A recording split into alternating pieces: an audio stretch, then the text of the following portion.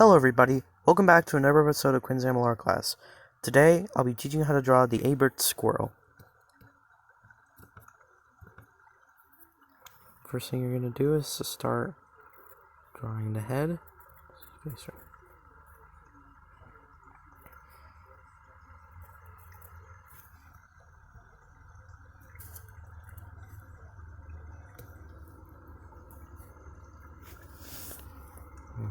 Tubs.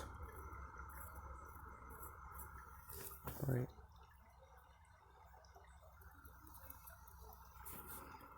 And these guys see in the cones, buds, and twigs of ponderosa pine trees, as well as fungus and tree sap. Oh yeah. And these guys inhabit the ponderosa pine forest on the rim of the Grand Canyon. But there is another subspecies of. Did you guys know that there was a subspecies called the of Abert squirrel called the kebab squirrel? I'll tell the origin story of what happens after we finish drawing the squirrel. Now we're gonna start.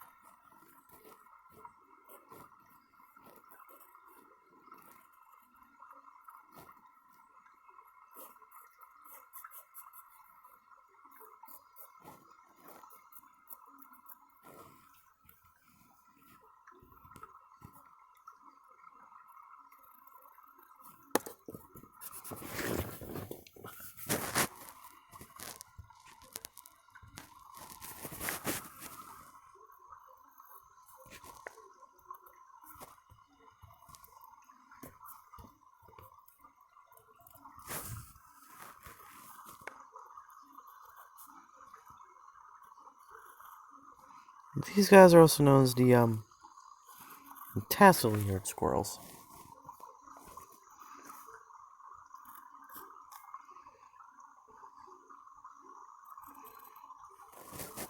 And when these guys they could be the ectomycorrhizal fungus, they disperse spores aiding the reproduction of the fungus.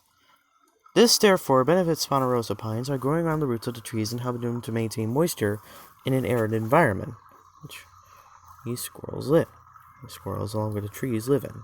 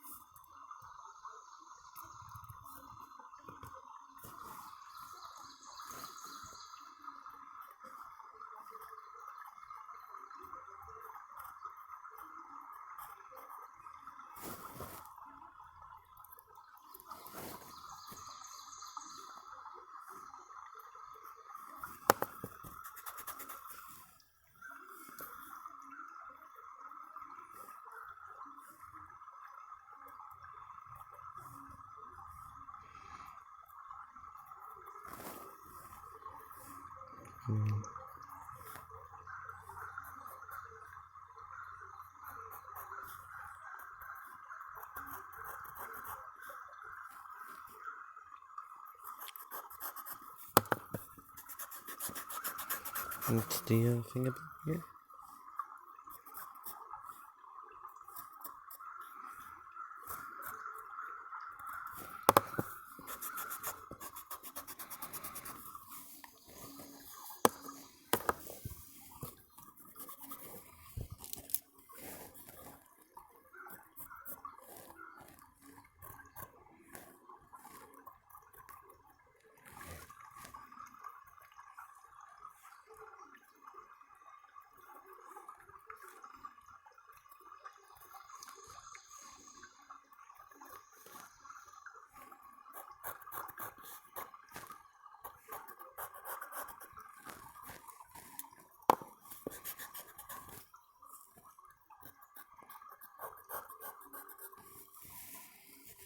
I'm just gonna draw feet.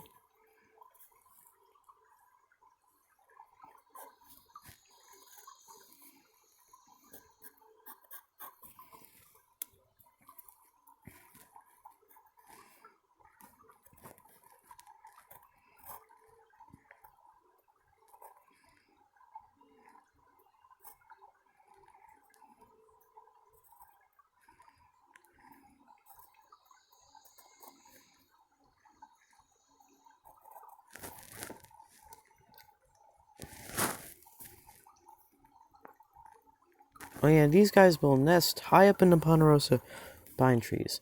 They look like large, messy bird nests, and they collect pine duff to create warm, snuggly homes. Here in the late spring or early summer, the females give birth to their tiny pink hairless babies there.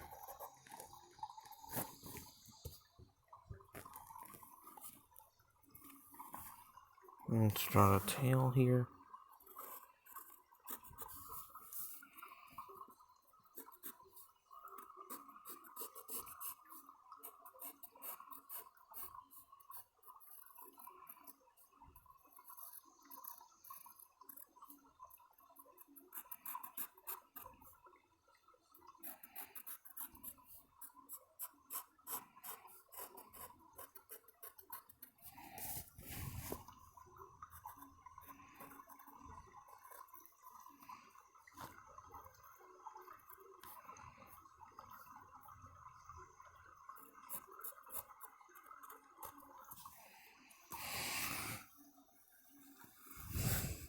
Alright, it's time to, finally, we have the eyes.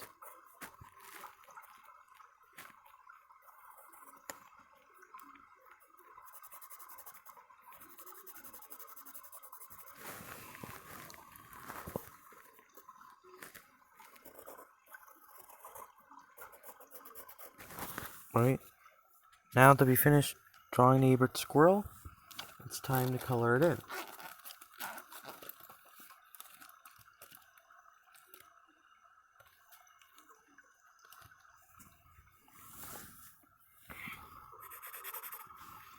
Alright. So about that story, a very long time ago,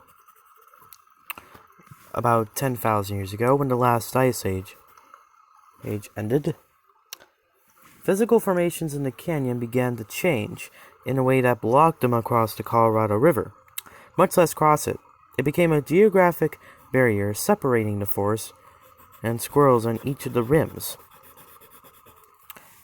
One population had become two separate populations and species that could no longer interbreed, which from there became the Abert squirrels, which is now a subspecies of the Aberts.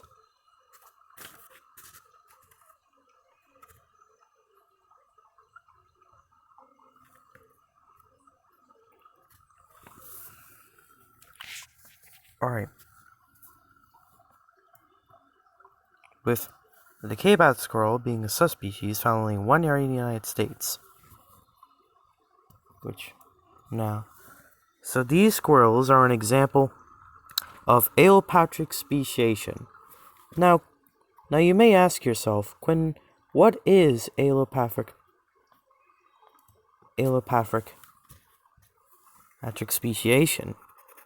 Well, allopathic speciation occurs when a group of individuals of a species becomes isolated and differentiates into one or more new species that can no longer reproduce with members of the original group.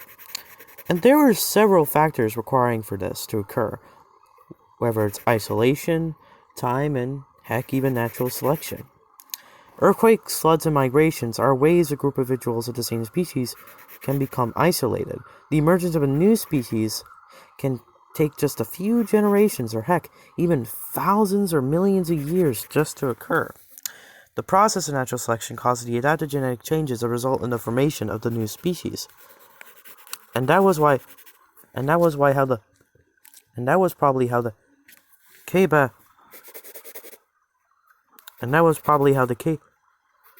Abert squirrel would evolve from the Abert squirrel right here. Besides, you can still find the Abert squirrel around today. It's just that you can find them in subspecies. Brown a bit right here, and okay.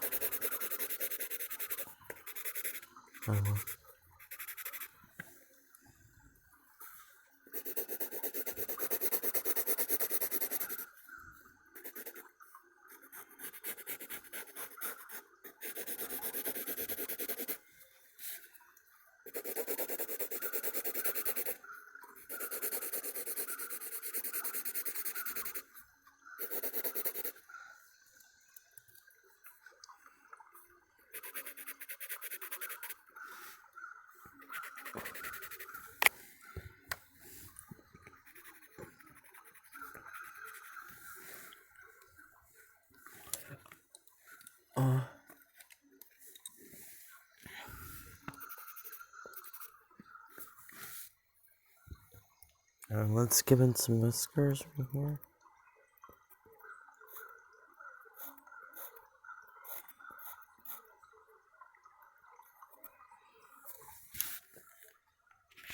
And that's it. Now you'll know how to draw the Abert squirrel. If you liked this video, please make sure to hit like and subscribe. And tell me in the comments what creature you want me to draw next.